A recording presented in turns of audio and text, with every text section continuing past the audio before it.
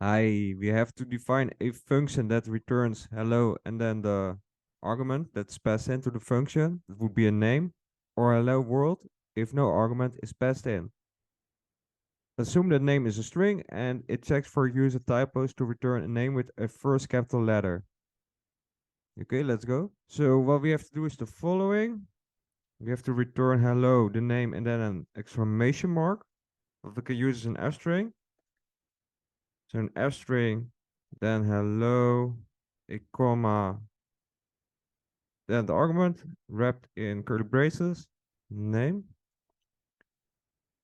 and then an exclamation mark, a quotation mark, and there we go. Hello, John. But we have to capitalize it. And we can use the capitalize method for that. It doesn't take any argument, just capitalize. Oh, there's a typo, capitalize. Hello, John. Okay, so Alice would work. What if name is not given? Like this. Then we get a type error that we miss a positional argument. Well, we can assign it a default value, world, for example. We have to return world.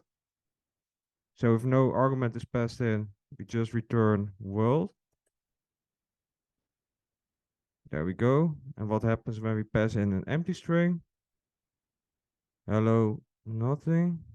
Well, we have to catch that. We can use a condition, for example.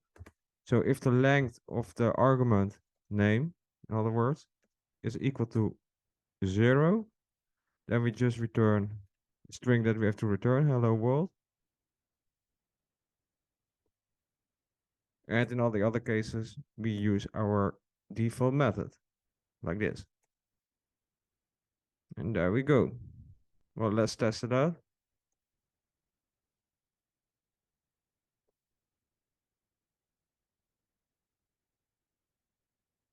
Perfect. Hope this video has been useful and hope to see you in another video. Ciao.